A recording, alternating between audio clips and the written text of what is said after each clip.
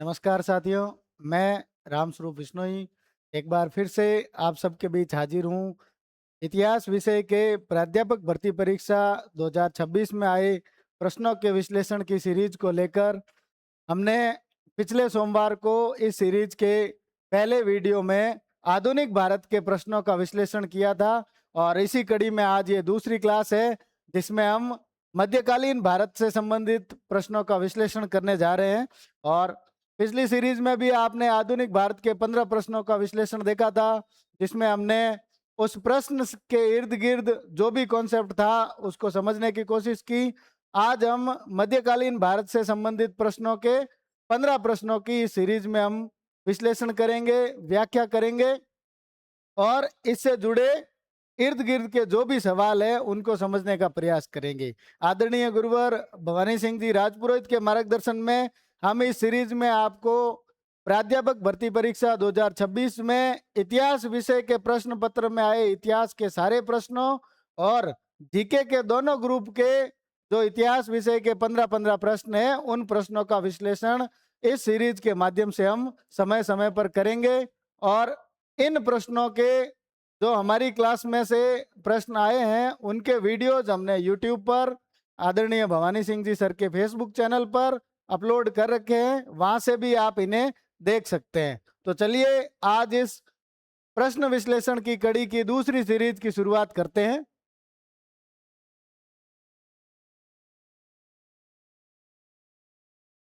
मध्यकालीन भारत से संबंधित प्रश्नों में हमने देखा था, पहला प्रश्न है मुगल राजस्व प्रशासन में भूमि के वर्गीकरण और उसके अर्थ को सुमेलित कीजिए और दिए गए विकल्पों का चयन कीजिए। तो हमने पढ़ा था कि मुगल प्रशासन में भूमि के वर्गीकरण में 4 प्रकार की भूमियां दे रखी थी, पोलज, पड़ती, चाचर और बंजर।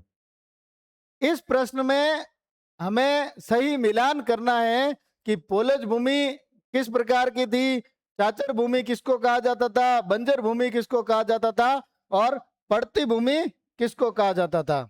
तो हम पढ़ते हैं मुगल सम्राट बाबर को, उसके बाद मुगल सम्राट हुमायूं, फिर हमने पढ़ा हुमायूं को निर्वासित करके शेर शाह ने साम्राज्य पर कब्जा कर लिया था, जिसके बाद में हमने पढ़ा शेरशाह के वंशजों को और शेरशाह के वंशजों के बाद हुमायूं ने 1556 में पुनः 1555 में पुनः दिल्ली पर अधिकार कर लिया था। 1556 में हुमायूं की मृत्यु के बाद मुगल सम्राट बना अकबर। हमने ये भी पढ़ा कि आरंभिक मुगल शासकों में बाबर और हुमायूं को प्रशासन में परिवर्तन या बड़े पैमाने पर परिवर्तन के अवसर नहीं मिले थे। प्रशासन में जो परिवर्तन था वो मुगल काल में सबसे पहले अकबर के द्वारा किया गया। हमने ये पढ़ा था कि अकबर ने 1580 में भू राजस्व सिस्टम में बड़े बदलाव किए, जिनमें हम मुगल कालीन 2 अधिकारियों के नाम पढ़ते हैं, एक तो ख्वाजा मंसूर का और दूसरा टोडरमल का। मंसूर व टोडरमल। हमने ये पढ़ा कि अकबर ने भू राजस्व बंदोबस्त के दौरान इन दोनों को जिम्मेदारी दी, मंसूर और टोडरमल को। हमने ये भी पढ़ा कि भू राजस्व निश्चित करने के लिए अकबर ने एक व्यवस्था लागू की, दस्तूर अमल। दस्तूर अमल, इस व्यवस्था के तहत जब्ती खसरे तैयार किए जाते थे। जब्ती खसरा यानी एक पूरा विवरण किसी किसान के खेत का, किसी किसान के खेत का संपूर्ण विवरण तैयार किया जाता था, जिसमें ये इस बात को भी मेंशन किया जाता था कि किसान की भूमि किस प्रकार की है, किसान से लगान कितना वसूल करना है और उस पर कितना लगान निश्चित करना है, किस प्रकार से लगान लेना है, ये सारी चीजें इस जब्ती खसरे के अंतर्गत मेंशन की गई होती थी।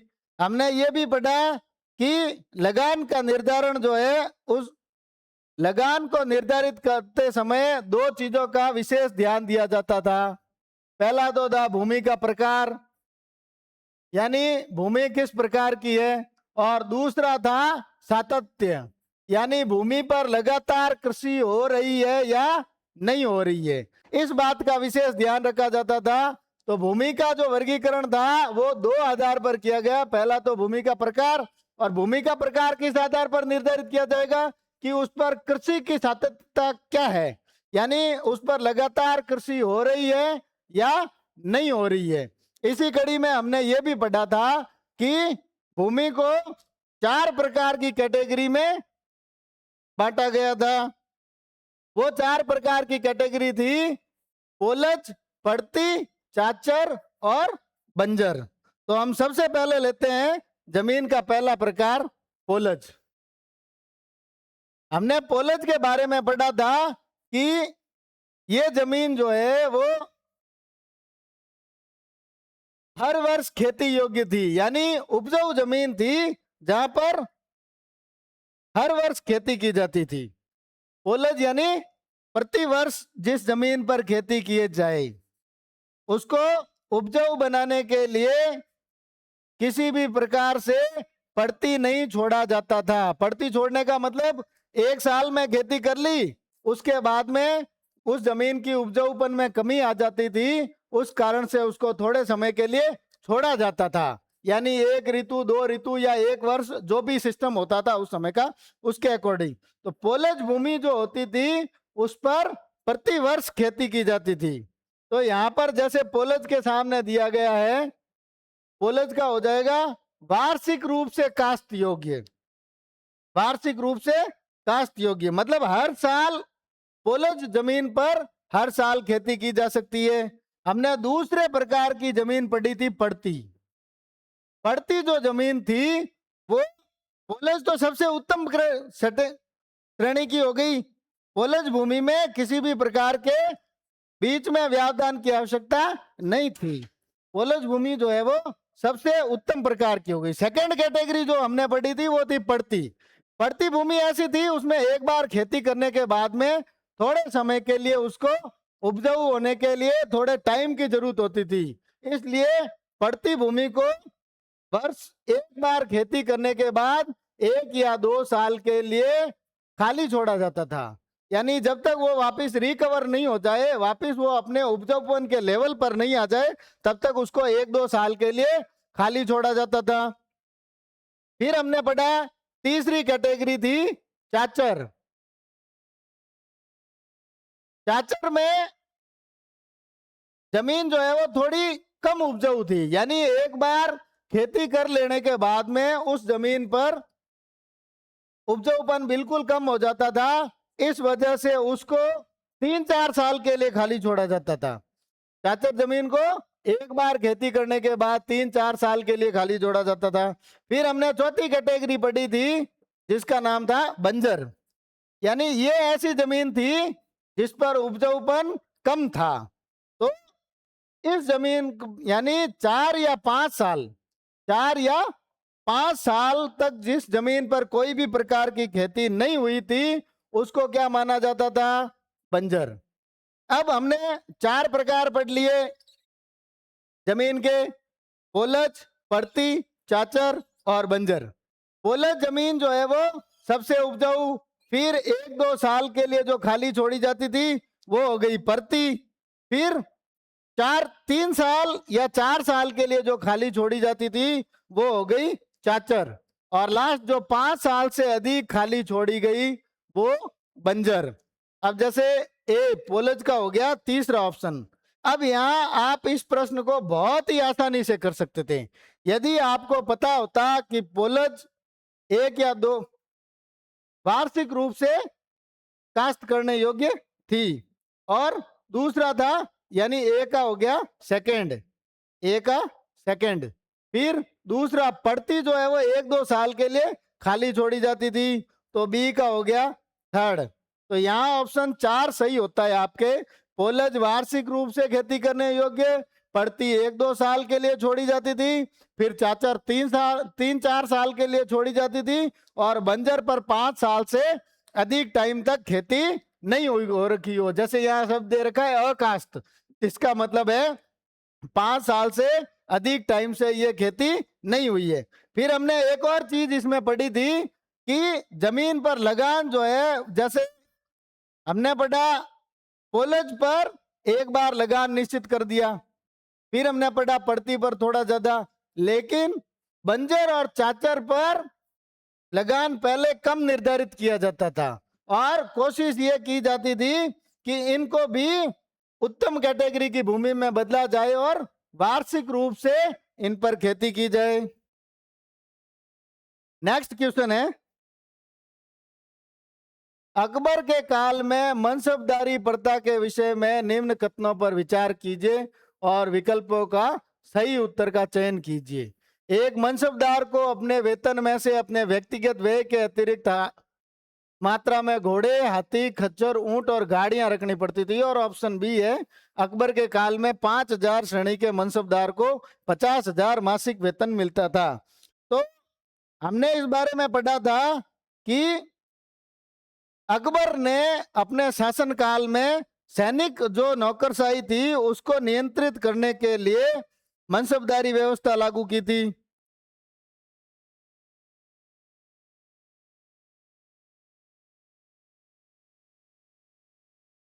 और ये व्यवस्था इन्होंने मंगोलों से प्राप्त की थी। यहां एक शब्द आता है मनसबदार। मनसबदार वो होता था जिसको मनसबदारी दी जाती थी, लेकिन वास्तव में मनसबदार जैसा कोई पद नहीं होता था।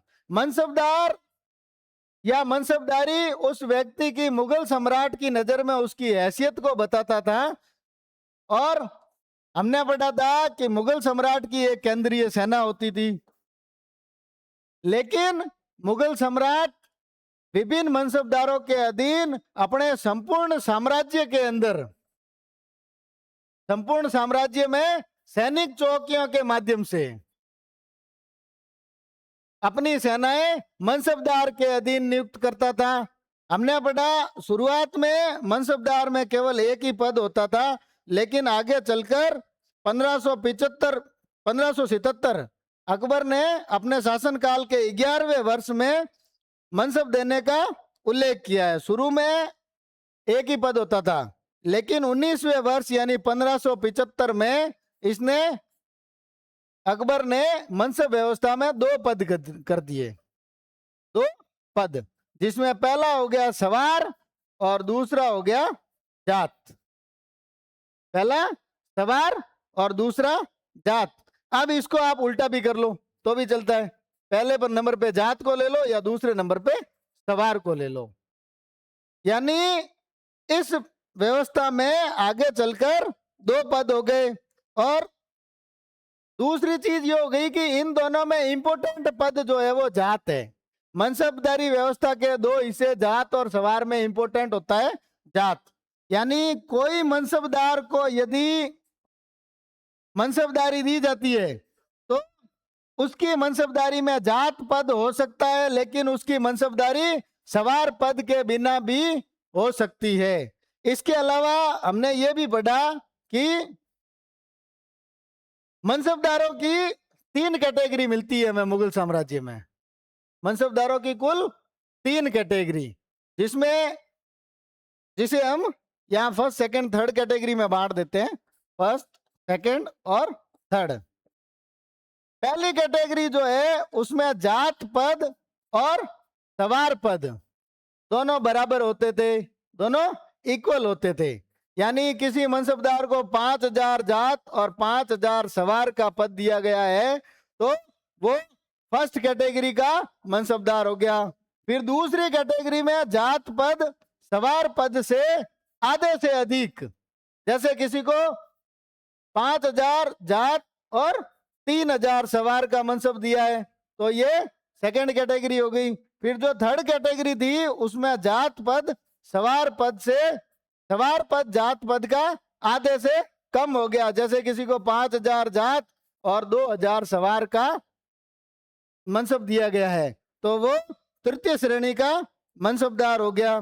फिर हमने ये भी पढ़ा था कि सवार पद ये इंडिकेट करता है, ये बताता है कि उसके पास कितने घुड़सवार सैनिक होंगे, लेकिन जो जात पद है वो उसकी अतिरिक्त गतिविधियां, जैसे कि उसके पास घुड़सवारों के अलावा अ, भारवाही पशु, हाथी, घोड़े व अन्य जो भारवाही पशु है वो उस मनसबदार के पास होने चाहिए। जैसे भारवाही में आप बैलगाड़ियों को भी मान लो, हाथी, घोड़े, बैलगाड़ियां वगैरह, ये सब भी उसे अपने साथ रखने होते थे मनसबदार। तो यहाँ ये एक लाइन दे रखी है कि मनसबदार को अपने वेतन में से व्यक्तिगत व्यय के अतिरिक्त निर्धारित मात्रा में हाथी, घोड़े, खच्चर, ऊंट और गाड़ियां रखनी होती थी। तो ये तो सही है, लेकिन हमने इस क्वेश्चन में एक दूसरी और लाइन पढ़ी है कि अकबर के काल में 5,000 श्रेणी के मनसबदार को 50,000 का वेतन मिलता था।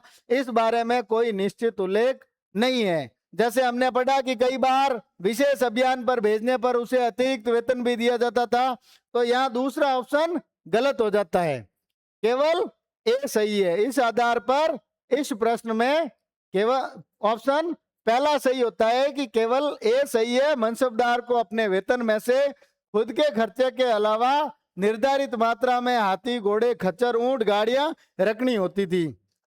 और कितनी मात्रा में रखनी, इस बात की जानकारी जात पद से मिलती है, जबकि सवार पद से जानकारी मिलती है उसके पास कितने घुड़सवार सैनिक होंगे। चलिए नेक्स्ट क्वेश्चन लेते हैं। जहांगीर के द्वारा 1616 के पश्चात दक्कन अभियान का प्रभार किसे दिया गया था? खानेजहां लोधी, शहजादा खुर्रम, शहजादा परवेज या अब्दुल्ला खां? तो हमने पढ़ा था कि जहां अकबर के समय में अहमदनगर के सुल्तान बहादुर निजाम शाह ने अकबर की अधीनता स्वीकार कर ली थी और उसे बंदी बना लिया गया था। तो अहमदनगर अकबर के आगे झुक गया था। फिर हमने पढ़ा कि चांद बीबी जो अहमदनगर की थी उसने भी संघर्ष किया, लेकिन आखिर में चांद बीबी को भी हार खानी पड़ी। हमने पढ़ा जहांगीर के समय में अहमदनगर को एक योग्य मंत्री मिला, मलिक अंबर। मलिक अंबर ये बहुत योग्य आदमी था। जैसे हमने अकबर के काल में पढ़ा कि टोडरमल भू राजस्व बंदोबस्त में बहुत योग्य था, इसी तरह से मलिक अंबर ने भी दक्षिण में बहुत सारे प्रशासनिक सुधार किए थे। मलिक अंबर ने चांद बीबी की मृत्यु के बाद मुर्तजा निजाम शाह को राजा घोषित कर दिया और उसकी ओर से संघर्ष शुरू कर दिया। इस स्थिति को देखते हुए जहांगीर ने 1608 में खान खाना को मलिक अंबर के विरुद्ध भेजा। खान खाना को मलिक अंबर के विरुद्ध भेजा, लेकिन मलिक अंबर जो है वो बहुत होशियार आदमी था। मलिक अंबर बहुत होशियार आदमी था। मलिक अंबर ने दक्कन में या दक्षिण भारत में मराठों के महत्व को समझा। मराठे बहुत शानदार लड़के थे और उनकी जो गुरिल्ला युद्ध पद्धति थी, जिसको ये भी कहा जाता है बारगिरी, बारगिरी, इस पद्धति को मलिक अंबर ने भी अपनाया और मराठों के सहयोग से बालाघाट, अहमदनगर और बरार ये मुख्य जगह थी दक्कन में। यहाँ पर मुगल साम्राज्य के जो अधिकारी आते थे या मुगल सेना जो आती थी उनको इन तीनों जगहों पर टिकने नहीं दिया। हमने ये भी पढ़ा कि 1608 में जहांगीर ने खान खाना को भेजा। खान खाना यहाँ से पीछे हटने को मजबूर हुआ क्योंकि मलिक अंबर ने किसका सहयोग लिया? मराठों का। उसके बाद में हमने पढ़ा 1611 में खानेजहां लोधी और मान सिंह को भी दक्षिण में भेजा गया। जब मलिक अंबर के खिलाफ खान खाना सक्सेस नहीं हुआ तो उसके सहयोग के लिए 2 और आदमी भेजे जहांगीर ने, खानेजहां लोधी और मान सिंह को। उसके बाद इनके साथ एक और आदमी को भेजा गया, अब्दुल्ला खां। अब्दुल्ला खां को, ये 3 आदमी और चौथा खान खाना, इन्होंने मिलके जब इन्होंने देखा कि मलिक अंबर मराठों की सहायता ले रहा है तो इन्होंने भी एक कूटनीतिक चाल खेली और मराठों को अपने पक्ष में कर लिया और मराठों के सहयोग से इन्होंने बीजापुर, अहमदनगर और गोलकुंडा की सेनाओं को पैठन के निकट पराजित किया। बीजापुर एक तरफ मराठे थे जो मलिक अंबर के सहयोग में थे शुरू में, फिर हमने पढ़ा मराठों को तोड़ लिया मुगलों ने, तो इन्होंने अहमदनगर ने बीजापुर और गोलकुंडा का सहयोग लिया। हमने 3 मुख्य रियासतें मुगल काल में दक्षिण भारत की पढ़ी, जिसमें अहमदनगर, बीजापुर और गोलकुंडा। तो अहमदनगर का तो हो गया मलिक अंबर, फिर बीजापुर और गोलकुंडा की इसने सहायता लेके और खान खाना से मुकाबला किया, लेकिन खान खाना की सेना ने पैठन के निकट लड़े गए युद्ध में 1616 में इनको पराजित किया। जब 1616 में इनको पराजित किया, उसके बाद में शाहजहां ने इनकी सहायता के लिए एक और सक्षम आदमी को भेजा, जो कौन? खुर्रम। यही आगे चल के राजकुमार खुर्रम आगे चल के शाहजहां के नाम से राजा बना था। तो 1616 के युद्ध के बाद 1617 में जहांगीर ने खुर्रम को दक्षिण में भेजा और खुर्रम ने बीजापुर के शासक की सहायता से मलिक अंबर के साथ संधि कर ली।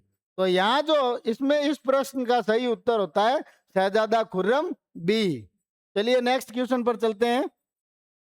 अगला क्वेश्चन है, दिए गए अभिकथन ए और आर तर्क को ध्यान में रखते हुए सही उत्तर का चयन कीजिए। औरंगजेब की कट्टर धार्मिक नीति के कारण नाथ द्वारा ब्रज के पुष्टि मार्गी संप्रदाय का केंद्र बन गया और यहाँ पिछवाई की शैली विकसित हुई। ये अभिकथन है। फिर इसका तर्क है, नाथ द्वारा शैली उदयपुर और मुगल चित्रकला का समन्वय थी। तो हमने पढ़ा था मुगल शासक औरंगजेब के बारे में। औरंगजेब का टाइम 1658 से लेके 1707। हमने ये भी पढ़ा था कि मुगल शासकों में सबसे ज्यादा जो कट्टर था वो औरंगजेब था। औरंगजेब कट्टर शासक, कट्टर मुस्लिम शासक था। लेकिन यहाँ एक और इंटरेस्टिंग बात पता चलती है कि औरंगजेब की जो धार्मिक नीति जो थी वो उसकी राजनीतिक आवश्यकताओं के अनुरूप थी। यानी उसको अपने शासन में जिस प्रकार की आवश्यकता होती उसके अनुसार वो अपनी धार्मिक नीति चेंज करता था। अब औरंगजेब को कट्टर शासक बनने की आवश्यकता क्या पड़ी, तो इस बारे में हमने पढ़ा था कि ये अपने पिता के जीवित रहते हुए, यानी ये जब राजा बना तब हमने पढ़ा था शाहजहां जीवित था और इसके राजा बनने के बाद 8 साल तक शाहजहां जीवित रहा। तो अपने पिता के जीवित रहते हुए अपने भाइयों को मार के, अब सीधी सी बात है, बाप जीवित बैठा है और भाइयों को मार के बेटा राजा बन रहा है, तो हो सकता है सत्ता के अमीर इसके विरुद्ध हो गए, तो इसने अमीरों को अपने पक्ष में करने के लिए कट्टरपंथ को अपना लिया। और इसी कड़ी में हमने पढ़ा कि औरंगजेब ने बहुत सारे प्रतिबंध लगाए, वापिस जजिया लागू किया, भांग की खेती पर रोक लगाई, संगीत पर पाबंदी लगाई, झरोका दर्शन बंद कर दिया और जो मुगल शासक तुलादान करते थे वो भी बंद कर दिया। लेकिन यहाँ एक बात और ध्यान देने योग्य है कि विशेष परिस्थितियों में तुलादान की अनुमति थी। अब विशेष परिस्थिति क्या हो गई, जैसे कोई व्यक्ति बीमार है, कोई व्यक्ति बीमार है और यदि उसको तुलादान, उसके स्वास्थ्य लाभ के लिए तुलादान की आवश्यकता है तो उसको तुलादान की अनुमति थी। इसी कड़ी में हमने पढ़ा कि 10 अप्रैल 1669 को औरंगजेब ने एक आदेश दिया कि काफिर लोगों के सारे मंदिर तोड़ दिए जाए। औरंगजेब ने आदेश दिया कि काफिर लोगों के सारे मंदिर तोड़ दिए जाए। और इसी कड़ी में हमने पढ़ा इसी साल 1669 के अंदर बनारस का काशी विश्वनाथ मंदिर तोड़ दिया गया। हमने पढ़ा काशी का विश्वनाथ मंदिर तोड़ दिया गया। और अगले साल 1670 में मथुरा के केशवराय मंदिर, भगवान श्री कृष्ण का जो मंदिर है, उसको भी तोड़ने के आदेश दे दिए गए। और जब इस मंदिर पर मुगल सेनाएं ने अटैक किया और इस मंदिर को तोड़ने के लिए आई, तब इस मंदिर के पुजारी भगवान श्री कृष्ण की मूर्तियों को लेके कहाँ आ गए? मेवाड़। उस समय मेवाड़ में राजा थे राज सिंह। मुगलों से उस समय टक्कर लेने वालों में राजस्थान के दो शासकों का नाम आता है। पहले थे मारवाड़ के जसवंत सिंह और दूसरे थे मेवाड़ के राज सिंह। हमने पढ़ा 1678 में जसवंत सिंह जी की मृत्यु हो गई थी। और इसी कड़ी में हमने अभी पढ़ा कि मथुरा पर आक्रमण के कारण जो मथुरा के मंदिरों के पुजारी थे वो भगवान श्री कृष्ण की मूर्तियों को, ब्रजभूमि भगवान कृष्ण की पूजा के लिए भी प्रसिद्ध है, तो भगवान कृष्ण की मूर्तियों को लेकर मेवाड़ आ गए। और राज सिंह जी ने सिंहाड़ गांव, जिसे नाथ द्वारा भी कहा जाता है, यहाँ पर इन मूर्तियों को स्थापित कराया। और ये वैष्णव संप्रदाय या जिसको पुष्टि मार्गी संप्रदाय भी कहा जाता है का केंद्र बन गया।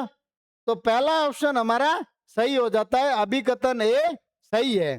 लेकिन दूसरा ऑप्शन कहता है नाथ द्वारा शैली उदयपुर और मुगल चित्र शैलियों का समन्वय था, जो कि गलत है। हमने पढ़ा था कि जो नाथ द्वारा की शैली है उस पर सबसे ज्यादा प्रभाव जो है वो वल्लभ संप्रदाय का पड़ा। सबसे ज्यादा प्रभाव वल्लभ संप्रदाय का। वल्लभ संप्रदाय वैष्णव मार्ग की का संप्रदाय है, यानी ये भगवान विष्णु की पूजा करते हैं और भगवान विष्णु का ही रूप भगवान कृष्ण है। तो इस पर वल्लभ संप्रदाय का प्रभाव है।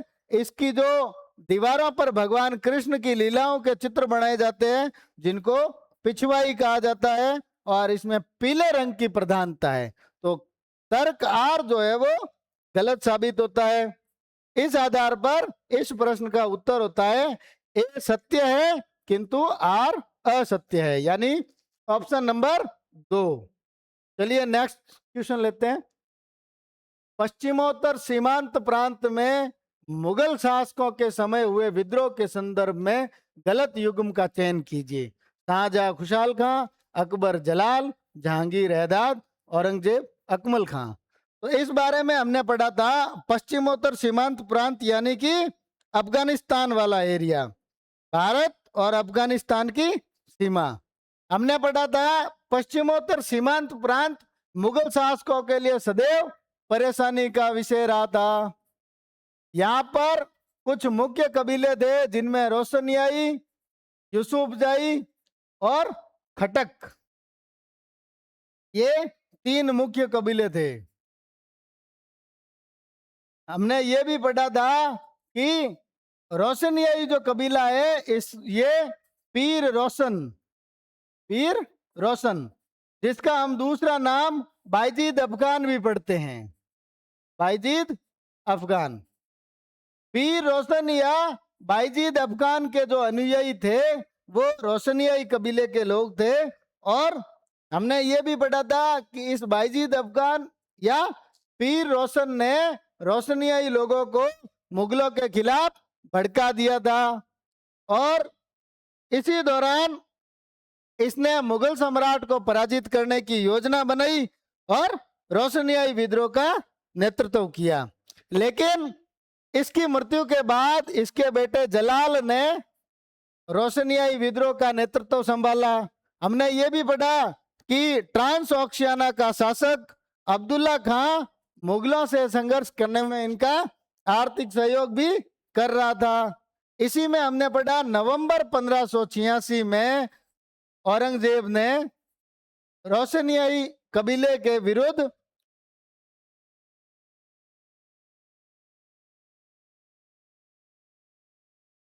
सेना भेजी, जिसमें जोना खां जो था वो उसको सेना देके भेजा और साथ में मान सिंह को भेजा।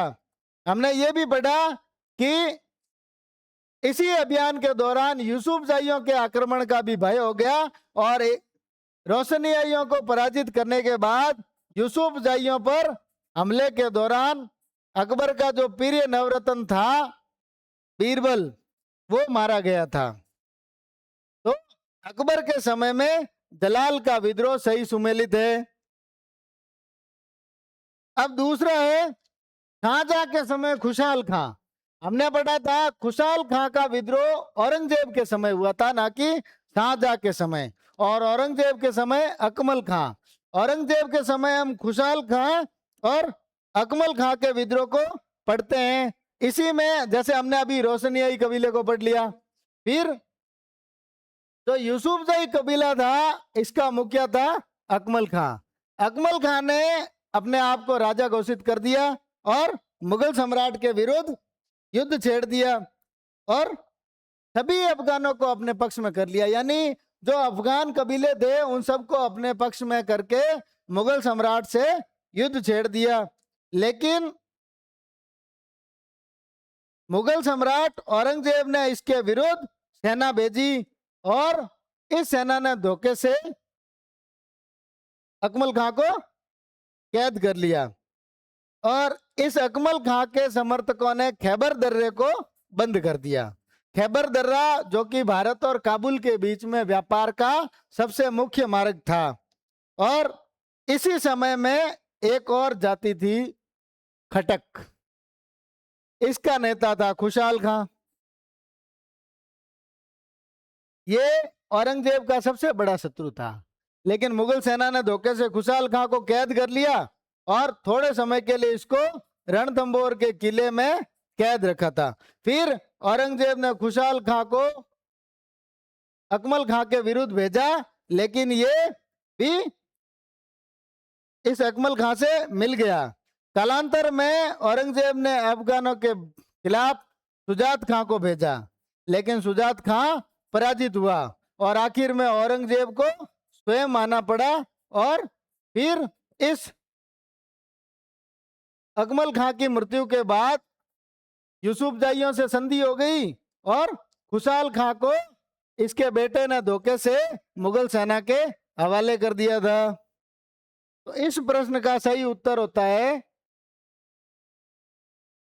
पहला ऑप्शन, यानी कि जहांगीर के समय में एदाद का विद्रोह हुआ था, औरंगजेब के समय अकमल खां का विद्रोह हुआ था, अकबर के समय जलाल का विद्रोह हुआ था, लेकिन खुशहाल खां का विद्रोह औरंगजेब के समय हुआ था, ना कि शाहजहां के समय। तो इसमें ऑप्शन ए गलत होता है। चलिए नेक्स्ट क्वेश्चन में लेते हैं। मुगल प्रशासन में जागीरों और वेतन की देखभाल करने वाला अधिकारी क्या कहलाता था? तो हमने पढ़ा था कि मुगल सम्राट अकबर ने पहले शुरुआत में जो प्रधानमंत्री या जो मुख्य अधिकारी सम्राट के बाद होता था उसके लिए वकील का पद था। लेकिन हमने पढ़ा कि बैरम खां ने वकील के पद का दुरुपयोग किया, इसलिए बैरम खां को हटाने के बाद में वकील का पद तोड़ दिया गया और उसकी जगह 4 नए पद बनाए गए, जिसमें पहला था दीवान। यानी अब वजीर जो था वो उसके लेवल का हो गया दीवान। दीवान जो है वो वित्त मंत्री होता था और इस दीवान के अंडर में बहुत सारे उप दीवान होते थे, जैसे दीवान ए तन, ये जो है वो नकद वेतन का अधिकारी होता था। वैसे ही एक और पद था दीवान ए खालसा, ये खालसा भूमि का हो गया। जैसे दीवान ए जागीर, जो जागीर भूमि का अधिकारी हो गया। और इस दीवान ए तन के अंडर में ये पद होता था मुशरिफ, जो कि लेखा जोखा करता था। यानी इसको आप मुख्य लेखपाल मान सकते हो। मुशरिफ हो गया मुख्य लेखपाल।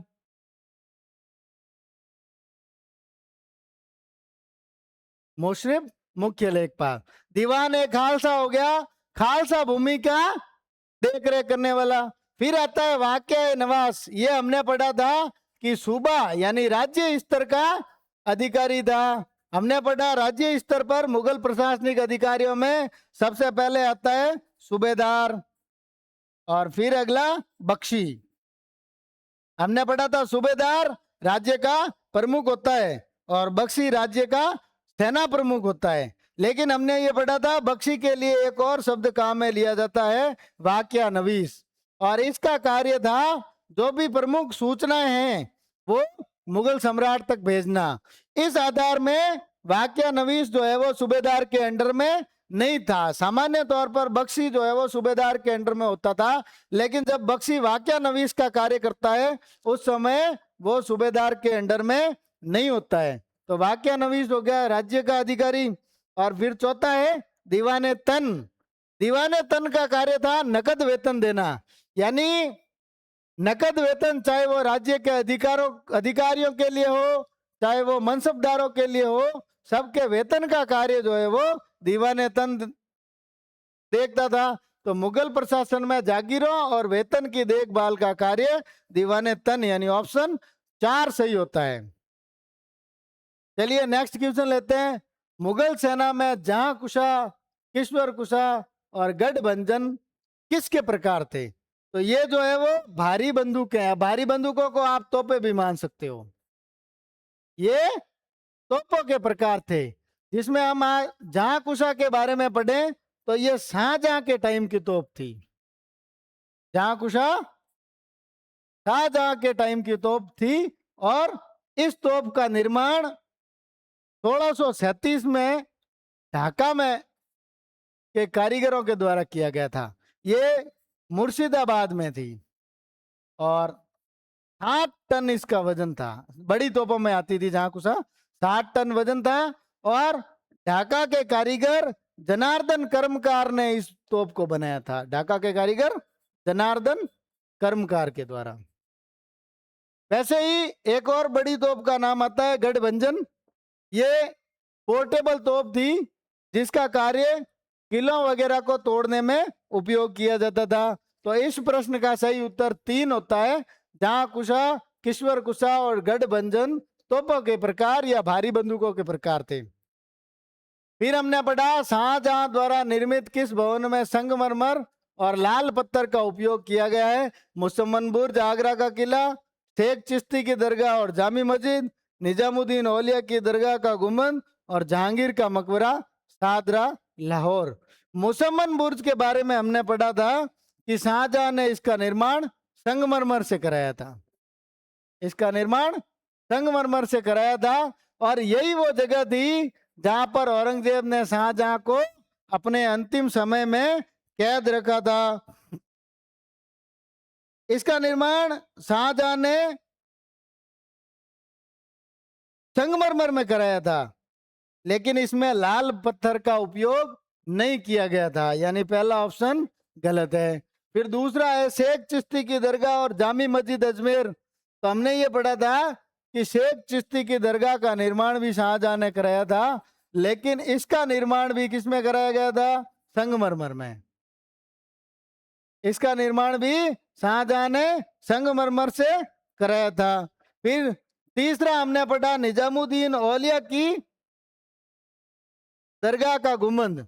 तो इसके शेख चिश्ती की दरगाह में भी केवल संगमरमर का उपयोग है। औलिया की दरगाह जो है वो मोहम्मद बिन तुगलक ने बनाई थी।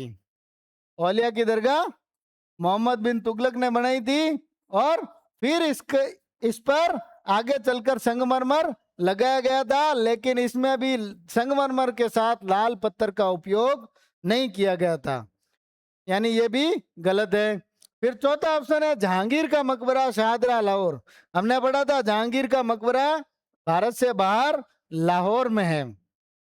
इस मकबरे की योजना जहांगीर ने स्वयं बनाई थी और इसको शुरू कराया था नूरजहां ने। इसको शुरू कराया था नूरजहां ने और आगे चलकर इसको शाहजहां ने पूरा कराया। ये बिल्डिंग जो है जहांगीर का मकबरा, ये लाल पत्थर और संगमरमर दोनों का उपयोग किया गया इसमें। इसके जो नीचे के हिस्से हैं वो लाल पत्थर से बने हुए हैं और ऊपर के हिस्से संगमरमर से बने हुए हैं। इस आधार पर इस प्रश्न का ऑप्शन नंबर 4 सही होता है कि शाहजहां ने लाल पत्थर और संगमरमर के उपयोग का पत्थर का उपयोग जहांगीर के मकबरे लाहौर में करवाया था। चलिए नेक्स्ट क्वेश्चन पर आते हैं। मालवा में विद्रोह को दबाने के लिए मोहम्मद बिन तुगलक ने किस व्यक्ति को हाकिम नियुक्त किया था और बाद में उसकी दमनकारी नीतियों से विद्रोह और भड़क गया था? तो हमने ये पढ़ा था कि मोहम्मद बिन तुगलक ने 5 योजनाएं चलाई, पांचों की पांचों असफल हो गई, पांचों की पांचों असफल हो गई। जिसके बाद में मोहम्मद बिन तुगलक के खिलाफ पूरे सल्तनत में, पूरे राज्य में विद्रोह हो गया। और इसी कड़ी में 1342-43 में मालवा में विद्रोह हुआ था। 1342-43 में मालवा में विद्रोह हुआ था और इस विद्रोह का नेतृत्व कर रहे थे अमीरान ए सादा। इन लोगों ने विद्रोह किया था। अब प्रश्न ये उठता है कि अमीरान ए सादा लोग कौन थे? तो हमने पढ़ा था कि मोहम्मद बिन तुगलक जो है वो बहुत ही उदार राजा था। मोहम्मद बिन तुगलक बहुत उदार राजा था।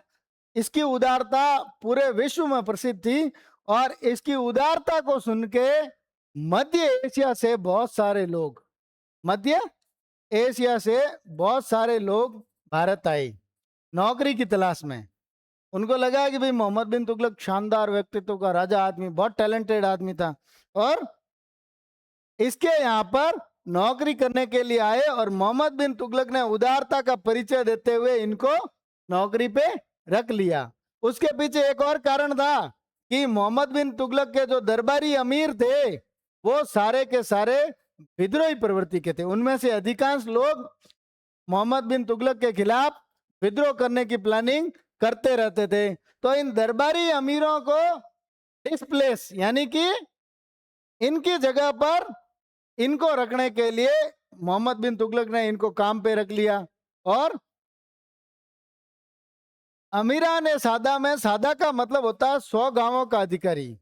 माना जाता है कि ये संभवतया इनके अंडर में लगभग 100 के आसपास गांव दिए होंगे और इनको नियुक्त किया था 3 जगह पर, एक तो मालवा, एक गुजरात और एक दक्कन। तो हमने ये पढ़ा था कि ये लोग जो अमीरा ने साधा है ये बाहर से आए थे, तो इनका मोहम्मद बिन तुगलक के प्रति किसी भी वफादारी प्रकार की वफादारी की भावना नहीं थी। ये केवल महत्वाकांक्षी और स्वार्थी थे। इनको जहां फायदा लगता उधर सरकने की कोशिश करते। तो जब इनके खिलाफ इन्होंने नर्मदा क्षेत्र के दक्षिण भाग में विद्रोह की योजना बनाई तो मोहम्मद बिन तुगलक ने दक्षिण को 4 भागों में विभाजित कर दिया, दक्षिण को 4 भागों में विभाजित कर दिया और चारों भागों के अधिकारियों को दौलताबाद के वजीर के अधीन रखा। इस बात की जानकारी मिलने पर अमीरा ने सादा को लगा कि भाई हमारे खिलाफ ये दमनात्मक कार्यवाही है, तो इन्होंने मोहम्मद बिन तुगलक के विरुद्ध विद्रोह कर दिया। और इस विद्रोह को दबाने के लिए मोहम्मद बिन तुगलक ने अजीज खुमार को भेजा। अजीज कुमार ने जाते ही दमनात्मक कार्यवाही शुरू कर दी, यानी इनको ठोकना शुरू किया कि सुधर जाओ, मार खा के ही सुधरोगे। इसलिए इन्होंने तो विद्रोह किया। इनको देख के जब इन पर दमनात्मक कार्यवाही हुई तो गुजरात और दक्कन के सादा अमीरों ने भी विद्रोह कर दिया और इसी के साथ मोहम्मद बिन तुगलक के खिलाफ विद्रोह की एक झड़ी लग गई। तो इस प्रश्न का सही उत्तर होता है 3 नंबर, अजीज कुमार। चलिए नेक्स्ट क्वेश्चन पर चलते हैं। मोहम्मद बिन तुगलक की 5 मुख्य योजनाओं में से कौन सी योजना अंतिम असफल योजना थी? मोहम्मद बिन तुगलक की हमने पढ़ा था अभी थोड़ी देर पहले ही, मैंने जिक्र किया था पिछले प्रश्न में कि मोहम्मद बिन तुगलक बहुत टैलेंटेड आदमी था। वो टाइम के अकॉर्डिंग बहुत एडवांस चल रहा था, तो उसने अपने शासनकाल में 5 योजनाएं बनाई। 5 योजनाएं बनाई जिनमें पहली योजना थी राजधानी परिवर्तन। पहली योजना थी राजधानी परिवर्तन। मोहम्मद बिन तुगलक ने सोचा कि भाई दिल्ली जो है वो देश के सेंटर में नहीं है, देश के सेंटर में नहीं है, यानी यहां से बैठकर दक्षिण भारत और उत्तर भारत दोनों पर एक साथ कंट्रोल नहीं रखा जा सकता। तो इसने राजधानी को दिल्ली से देवगिरी ट्रांसफर करने का विचार किया और इसी कड़ी में इसने आदेश दिया कि राजधानी को दिल्ली से देवगिरी ट्रांसफर किया जाए। इस बारे में बर्नी लिखता है बर्नी, जियाउद्दीन बर्नी। जियाउद्दीन बर्नी लिखता है कि देवगिरी साम्राज्य के केंद्र में थी, यानी सेंटर में थी, जहां से साउथ इंडिया पर भी कंट्रोल आसान था और नॉर्दर्न इंडिया यानी उत्तर भारत पर भी कंट्रोल आसान था। इसलिए मोहम्मद बिन तुगलक ने राजधानी को दिल्ली से देवगिरी में ले जाने का योजना बनाई। लेकिन एक और यात्री आया, इब्न बतूता। इब्न बतूता ये लिखता है कि, ये बहुत इंटरेस्टिंग बात लिखता है कि दिल्ली के लोग मोहम्मद बिन तुगलक को गालियां भरे पत्र लिखते थे।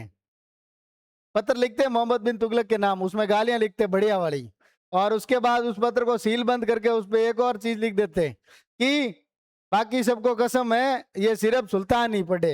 ये चीज इब्न बतूता लिखता है, लेकिन इतिहास में ऐसी बातों को विश्वास योग्य नहीं माना जाता है। तो पहली योजना थी राजधानी परिवर्तन। फिर हमने दूसरी योजना पढ़ी खुरासान अभियान। दूसरी योजना खुरासान अभियान। हमने पढ़ा था कि मोहम्मद बिन तुगलक के टाइम में मंगोल शासक तर्मासरीन का आक्रमण हुआ था। मंगोल शासक तर्मासरीन का आक्रमण हुआ था, लेकिन आगे चलकर मंगोल शासक तर्मासरीन और मोहम्मद बिन तुगलक के बीच में मित्रता हो गई और इन्होंने अपने गुट में एक और आदमी को शामिल कर लिया, मिस्र के शासक अब्दुल नासिर को, और तीनों ने मिलकर मध्य एशिया में खुरासान पर आक्रमण की योजना बनाई।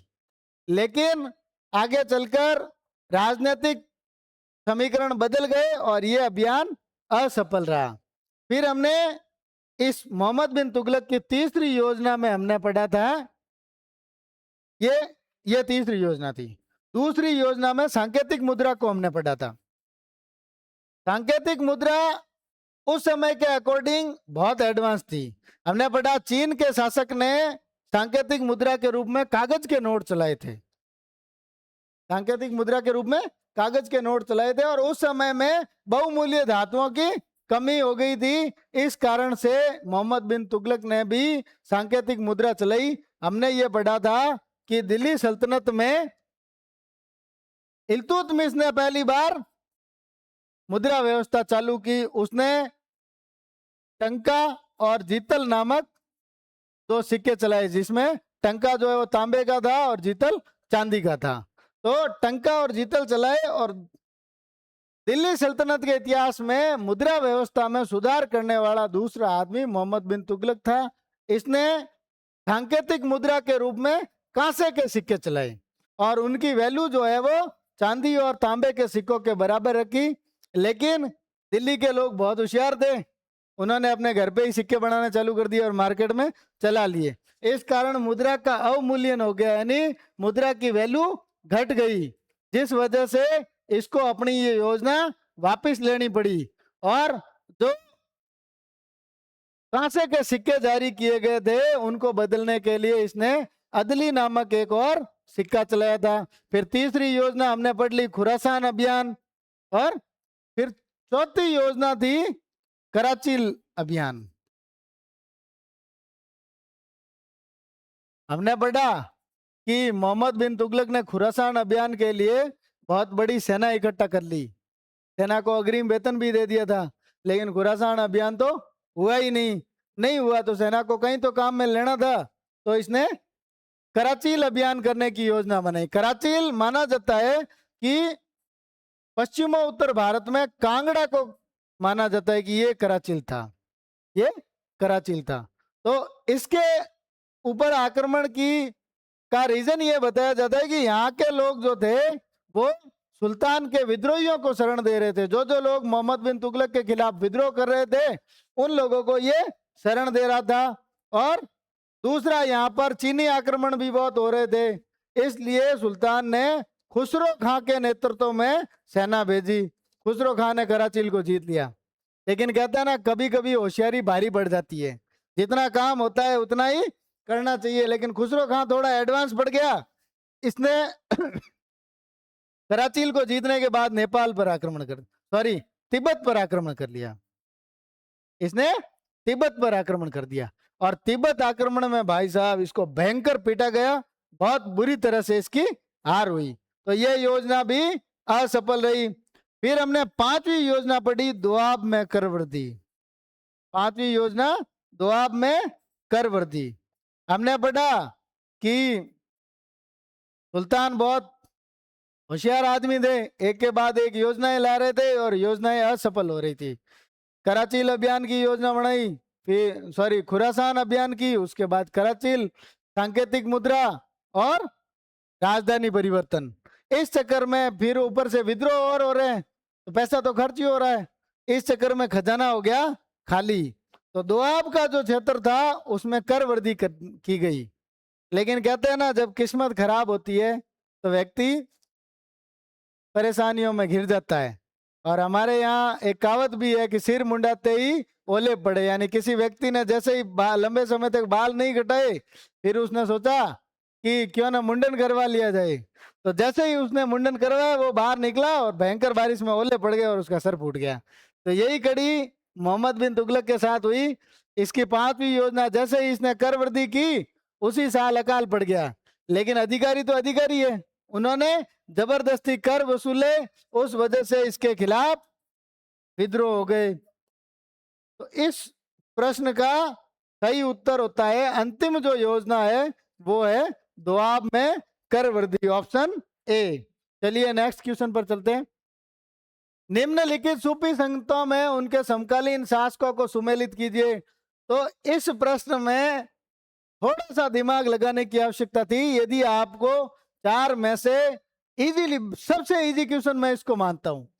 हमने पढ़ा शेख मोइनुद्दीन चिश्ती जो है वो पृथ्वीराज चौहान के समय में भारत आए। हमने पढ़ा शेख मोइनुद्दीन चिश्ती गौरी के साथ भारत आए। किसके समय में? पृथ्वीराज तृतीय के समय में। पृथ्वीराज तृतीय के बारे में हम पढ़ चुके हैं कि इसने तराइन के 2 युद्ध लड़े थे, जिसमें 1191 में पहला युद्ध लड़ा और उसमें ये जीता था, और दूसरे युद्ध में गौरी जीता था, पृथ्वीराज पराजित हुआ था। तो शेख मोइनुद्दीन चिश्ती के बारे में हम पढ़ते गौरी के साथ भारत आए थे, यानी पहले बी का ऑप्शन का सही होता है पृथ्वीराज चौहान। और शेख मोइनुद्दीन चिश्ती बी का चौथा, और यहाँ बी का चौथा केवल एक ऑप्शन में दे रखा है। इस आधार पर आप इस प्रश्न को इजीली कर सकते थे। कुतुबुद्दीन बख्तियार काकी जो है वो मोहम्मद बिन इल्तुतमिश के समकालीन थे, और निजामुद्दीन औलिया नासिरुद्दीन महमूद के समकालीन थे। सैयद जलालुद्दीन मखदूम ए जहानिया वो मोहम्मद बिन तुगलक के समकालीन थे। तो इस आधार पर इसका ऑप्शन 4 सही होता है। काकी नासिरुद्दीन महमूद के समकालीन, मोइनुद्दीन चिश्ती पृथ्वीराज चौहान के समकालीन, औलिया नासिरुद्दीन महमूद के समकालीन, और जलालुद्दीन मखदूम ए जहानिया मोहम्मद बिन तुगलक के समकालीन। चलिए नेक्स्ट क्वेश्चन पर आते हैं। दिल्ली सल्तनत के किस सुल्तान ने अपनी शासन सत्ता को सुरक्षित करने के लिए तुर्क अधिकारियों ने एक नवीन पद नायब ए मुमलकत की रचना की? हमने पढ़ा था कि भारत में मुस्लिम सत्ता की स्थापना ऐबक ने की थी। ऐबक के बाद बड़े शासकों में हम इल्तुतमिश का नाम पढ़ते हैं। हालांकि इससे पहले आराम सा एक शासक हुआ था जो 1 साल के लिए रहा था। फिर हम पढ़ते हैं 1211 में इल्तुतमिश शासक बना, और ये 1236 तक रहा था। 36 में इसके पुत्रों में कोई योग्य नहीं था। फिर हम रजिया को पढ़ते हैं योग्य लोगों में, जिसका टाइम 1236 से 40 पढ़ते हैं हम।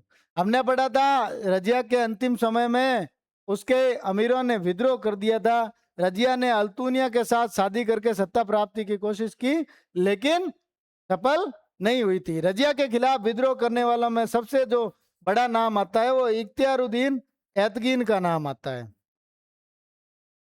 और ये इल्तुतमिश के द्वारा बनाए गए चालीसा का सदस्य था। यानी जो प्रमुख अमीर थे, इल्तुतमिश ने चालीसा का गठन इसलिए किया था कि सपोज मान लो उसकी मृत्यु के बाद उसके जो उत्तराधिकारी है वो योग्य नहीं हुए, तो भी चालीसा उनको सपोर्ट करेगा शासन करने में। लेकिन हुआ इसका उल्टा।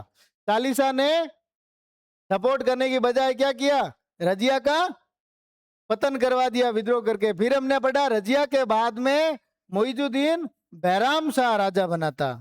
बैराम शाह का टाइम हम पढ़ते हैं 1240 से लेके 42।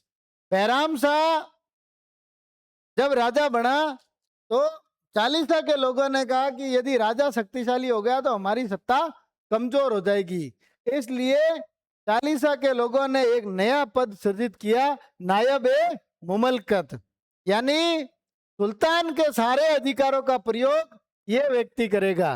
सुल्तान केवल नाम मात्र का रहेगा, जो भी आदेश देने हैं, जो भी निर्णय लेने हैं, वो नायब ए मुमलकत लेगा। और ये पद सृजित किया गया था बैराम शाह के टाइम में, मोइजुद्दीन बैराम शाह के टाइम में। और रजिया के खिलाफ जो विद्रोह किया गया था, जो षड्यंत्र किया गया था, उसमें मुख्य भूमिका थी एतगीन की। तो सबसे पहला जो नायब ए मुमलकत बनाया गया था वो एतगीन को बनाया गया था। इसके अलावा हम बलबन को पढ़ते हैं। बलबन ने भी इस षड्यंत्र में बहुत महत्वपूर्ण भूमिका निभाई थी रजिया के पतन में। तो बलबन को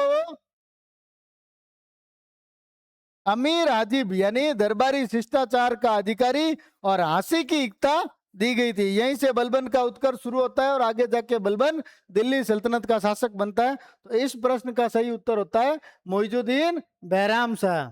चलिए नेक्स्ट क्वेश्चन पर आते हैं। इल्तुतमिश ने 1215 में तराइन के युद्ध में किस प्रतिद्वंदी को पराजित किया था? हम पढ़ते हैं कि ऐबक के बाद इल्तुतमिश शासक बना था, लेकिन इल्तुतमिश ऐबक का पुत्र नहीं था। इल्तुतमिश ऐबक का दामाद था और शुरुआत में ऐबक की स्थिति बहुत कमजोर थी। हमने पढ़ा मोहम्मद गौरी के 3 मुख्य गुलाम थे, जिनमें ऐबक, दूसरा ताजुद्दीन यल्दोज और तीसरा नासिरुद्दीन कुबाचा। ऐबक को गौरी की मृत्यु हो गई थी 1206 में, जिसके बाद में ऐबक जो है वो गौरी के भारतीय प्रदेशों का शासक बना। यल्दोज जो है वो उसका उत्तराधिकारी बना, गौरी का गजनी का राजा बना, और कुबाचा को सिंध के प्रदेश का राजा बनाया गया। लेकिन हमने ये पढ़ा कि ऐबक की मृत्यु के बाद में इल्तुतमिश की स्थिति थोड़ी विकट लग रही है। एक तरफ इल्तुतमिश सल्तनत का जो वास्तविक संस्थापक माना जाता है, ये शुरुआत में संघर्षरत था और इसकी स्थिति अरक्षित टाइप की थी। और इसी कड़ी में हमने पढ़ा यल्दोज ने इल्तुतमिश को दंड, छत्र, पताका और गुलामी से मुक्ति का, यादाश्ता का मुक्ति पत्र भेजा था। लेकिन इस समय में इल्तुतमिश की स्थिति थोड़ी कमजोर थी और वो यल्दोज का मुकाबला करने में सक्षम नहीं था। लेकिन हमने ये पढ़ा आगे चलकर यल्दोज जो गजनी का शासक है, इस पर ख्वारिज्म के शाह का आक्रमण हो जाता है। यल्दोज पराजित होकर भाग के भारत आता है और पंजाब पर अधिकार कर लेता है। और ये इल्तुतमिश को संदेश भेजता है कि भारत के साम्राज्य, गौरी का उत्तराधिकारी होने के कारण भारत के साम्राज्य का वास्तविक मालिक मैं हूं। लेकिन इस समय तक इल्तुतमिश की शक्ति काफी बढ़ चुकी थी। तो 1215-16 में इल्तुतमिश ने इसको वापस जवाब भेजा कि स्थितियां बदल गई है, स्थितियां बदल गई है। अब भारत का स्वामी जो है वो मैं हूं। ऐसी स्थिति में यल्दोज ने इल्तुतमिश के खिलाफ युद्ध की तैयारी की और 1215-16 में तराइन के युद्ध में इल्तुतमिश ने यल्दोज को पराजित कर अपनी सत्ता को मजबूत किया। इस प्रश्न का सही उत्तर यल्दोज होता है। चलिए नेक्स्ट क्वेश्चन पर चलते हैं। सल्तनत काल के दौरान खानाबदोश समुदायों के संदर्भ में कौन सा कथन असत्य है?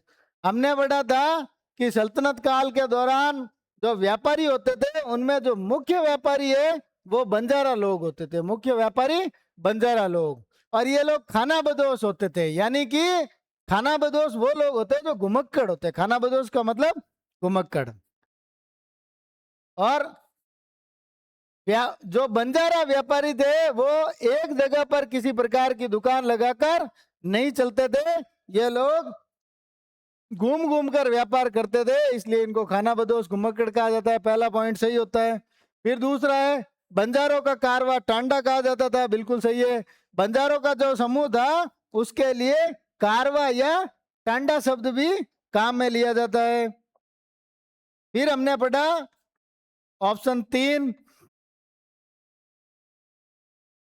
4 नंबर ऑप्शन बंजारा खाना, 3 नंबर ऑप्शन सुल्तान अलाउद्दीन खिलजी द्वारा इनकी निगरानी के लिए शाहाना नियुक्त किया गया था। तो हमने अलाउद्दीन खिलजी के बारे में पढ़ा कि अलाउद्दीन खिलजी ने बहुत सारे आर्थिक सुधार किए थे और इसी कड़ी में उन्होंने बाजार नियंत्रण व्यवस्था लागू की थी। अलाउद्दीन खिलजी की बाजार नियंत्रण व्यवस्था लागू की और इसी व्यवस्था में इन्होंने प्रत्येक बाजार के लिए एक अधीक्षक नियुक्त किया जिसको शाहाना ए मंडी कहा जाता है। तो ऑप्शन नंबर 3 भी सही होता है। बंजारा खाना बदोश चरवाहे अपने जानवरों के साथ कम दूरी पर घूमते थे, ये ऑप्शन नंबर 4 गलत होता है। बंजारे खाना बदोश जो है वो अपने लंबी दूरी के व्यापार के लिए फेमस था, इस आधार पर हम ऑप्शन 4 को गलत है। तो इस प्रश्न का सही उत्तर है बंजारा खाना बदोश चरवाहे अपने जानवरों के साथ लंबी दूरी पर यात्रा करते थे, ना कि कम दूरी पर। चलिए नेक्स्ट क्वेश्चन पर चलते हैं। निम्न में से कौन सी रचना गद्य और पद्य मिश्रित शैली और अरबी फारसी भाषाओं में लिखी गई है? अरबी फारसी भाषाओं में लिखी गई है। इसमें हम सबसे पहले लेते हैं तबकात नासिरी को। इसके लेखक मिनाज सिराज, मिनाज सिराज। और ये किताब जो है वो फारसी भाषा में लिखी गई है, ये किताब फारसी भाषा में लिखी गई है। फिर हम लेते हैं तारीकुल हिंद को, तारीकुल हिंद को। इसको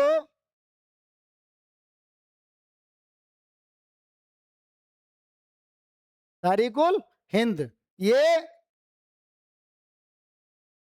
जो है वो अल बरूनी की किताब है, तारीकुल हिंद अल बरूनी की। इसका लेखक अल बरूनी और ये अरबी भाषा की है, ये अरबी भाषा की है। फिर हम लेते हैं तारीख यामिनी को।